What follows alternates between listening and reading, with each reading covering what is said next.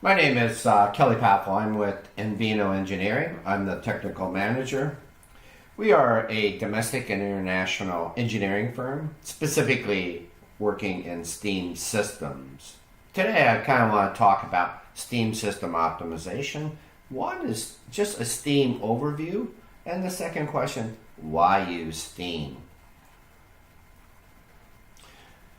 Our company has been very fortunate. We've traveled the world. We've been throughout North America, and South America, and Asia, and Australia, and parts of Africa.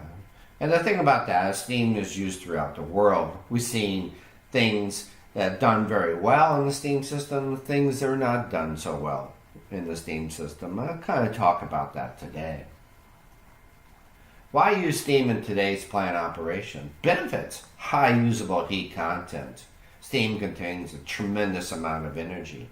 Constant temperature, which is really, really good because 100 psi is 338 degrees Fahrenheit. 150 psi is 366 degrees Fahrenheit. So the thing is when it comes to heat transfer, the constant temperature throughout the heat transfer is a big plus.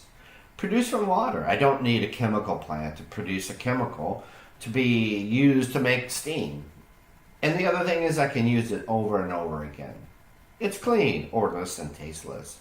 Generates power or be used as a prime mover. So the thing about steam is I can do it as a prime mover, get the mechanical energy from the steam and then send the steam out and have the thermal energy consumed. Easily distributed control. It's easy to control steam. The negatives about steam. Everything has pluses and everything has negatives. Negatives of steam. The biggest negative is water hammer. Premature failure and safety issue. And we've done several videos which are at our website regarding water hammer. Freezes. People say steam coils freeze. Incorrect. People freeze steam coils.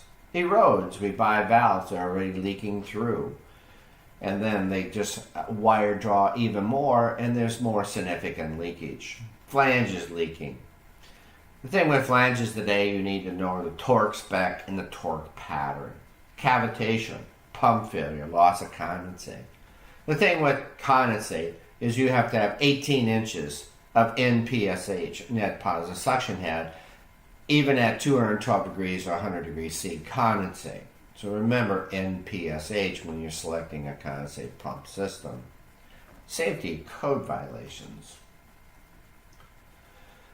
Today's industrial top 5 items. Safety is always number 1. Reliability is number 2. Optimization is number 3. Energy is number 4. Emissions is number 5. Those are our focuses today in the steam system. Steam system safety. Understand the codes, B31.1, B31.3, the pressure vessel codes, and the boiler codes. Example, heat exchanger, ASME plate reads 150 psi at 338 degrees Fahrenheit. Is this unit able to operate in the 100 psi steam system? No. 150 psi is 366 degrees Fahrenheit, not 338. So the vessel has to be rated for the pressure and the correct temperature for the operation. A valve is rated for 700 psi-G. Can I use the valve in a 125 psi steam system? No. 700 psi-G is normally CWP, cold working pressure. Any valve that I put in the steam system, I must know the pressure and the temperature. Pressure and the temperature. Reliability. Today is very important. When purchasing a product, boiler, valve, a heat exchanger, how long do you want the component to last? 1 year, 3 years, 5, 15, or 30? So when we make a selection, we're always looking at the reliability. 1 year is going to be more cost effective than 15 years. So the thing is that when we go to purchase a product, we want longevity, and we're willing to pay for it because 15 years, we know it's going to cost more than a product that's only going to last 1 year. But evaluating products today, you must know the longevity of that product. 250 psi steam pressures or less, all products and components need to operate and perform for 15 years without failure. We do not accept failure today. Today's steam operations, we cannot afford to have premature failures. We don't have the manpower or the money to take care of premature failures. So we want the reliability.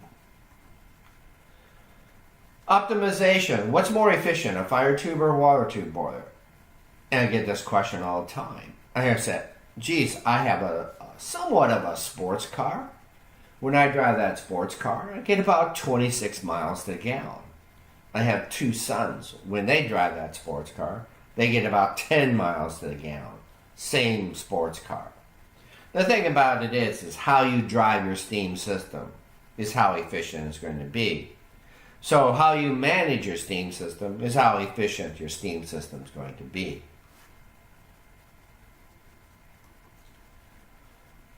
Efficiency today, boiler efficiency, steam venting, steam leakage, insulation, condensate recovery. How efficient is your boiler?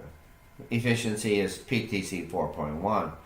Efficiency is not some ticker tape off of a combustion analyzer. Venting steam. We did that, stopped that about 10 years ago. We don't vent steam to the atmosphere anymore. Steam leakage, maximum number of leaks per year in your facility, maybe 3, max. And your benchmark for condensate recovery, 90% today. To achieve optimization in the steam system, change must occur. Results does not equal no results plus a good story. Without change, no improvements can be achieved or are achieved. Today is this here, venting steam to atmosphere. We don't vent steam to atmosphere anymore. All that does is heat up the ducts that they fly by. As you can see here, the duct is flying by. Things change, just like in our personal life. We have cell phones that are more powerful today. In the steam system, we have products that last very long periods of time. Steam is used in all types of industries, as you can see here by the pictures here. Steam distribution systems. There are steam distribution systems throughout the world. The largest steam grid in the world is New York City. There's 1,800 some buildings on that grid. Electric generation. Steam is still the motivator for the steam turbines.